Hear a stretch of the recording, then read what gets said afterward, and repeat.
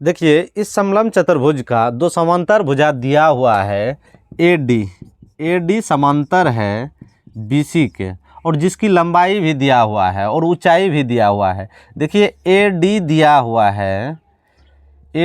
हुआ है कितना, AD है 10 मीटर, यहाँ भी मीटर है, यहाँ भी मीटर है और यहाँ भी मीटर है। और देखिए BC जो है ये भी 24 मीटर है और इसकी ऊंचाई भी है कितना है 14 मीटर।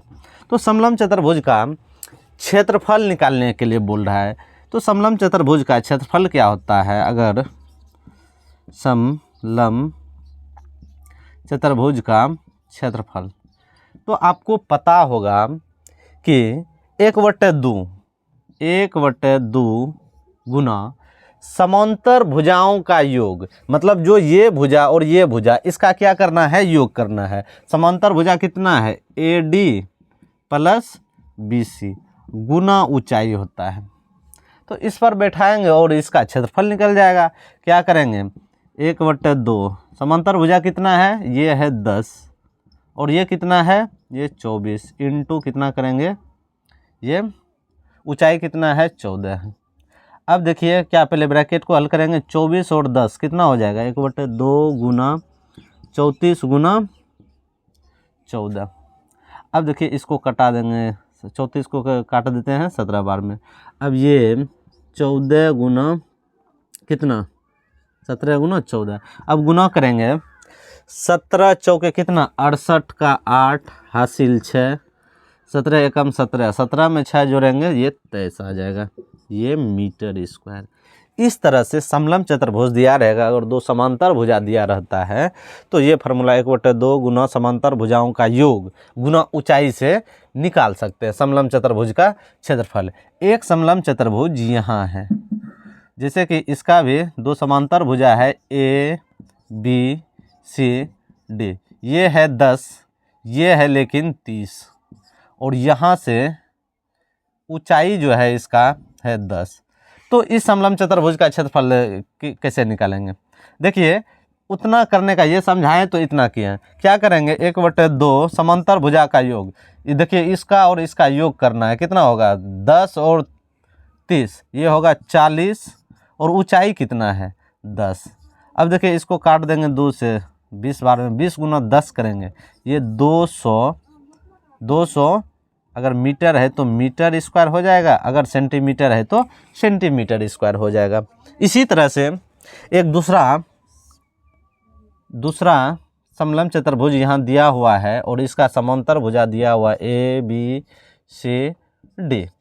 अगर मान लीजिए इसका 40 है और यहाँ से यहाँ का समांतर भुजा यहाँ से 60 है, और यहाँ से यहाँ का ऊंचाई जो है इसका मान लीजिए दिया हुआ है 30 मीटर, ये मीटर में दिया हुआ है।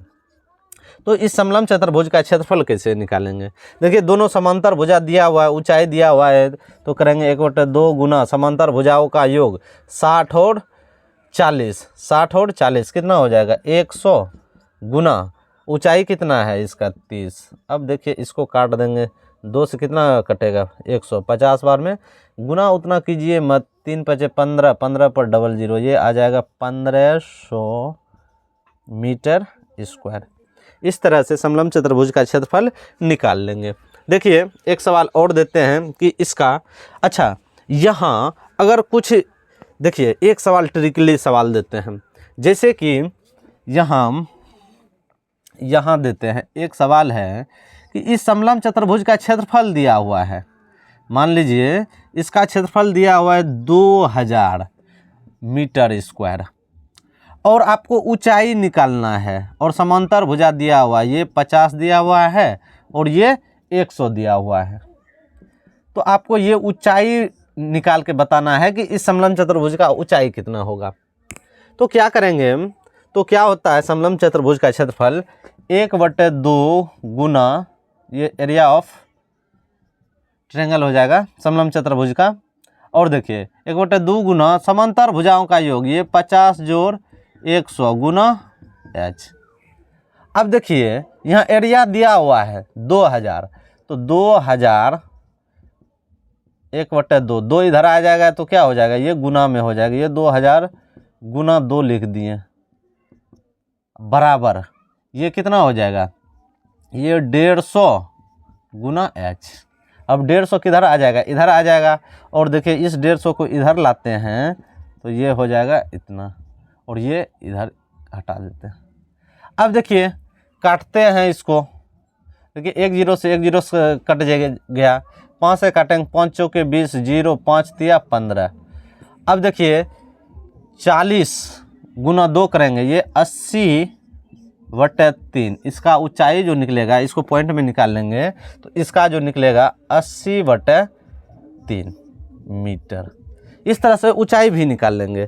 तो अगर या तो समांतर भुजा दिया रहेगा, या मान लीजिए आपको ऊंचाई बोल देगा निकालने के लिए, या समांतर भुजा और ऊंचाई दिया रहेगा, समलंब चतुर्भुज का क्षेत्रफल निकालने के लिए बोल देगा, तो इस तरह से निकाल सकते हैं। तो समलंब चतुर्भुज में बहुत सवाल है, लेकिन इतना ये बेसिक था, तो बेसिक ही करके और थोड़ा लॉन्ग रूप से कर सकते हैं, जो थोड़ा हाई रहेगा। तो आज के वीडियो में इतना ही रहेगा। जय हिंद।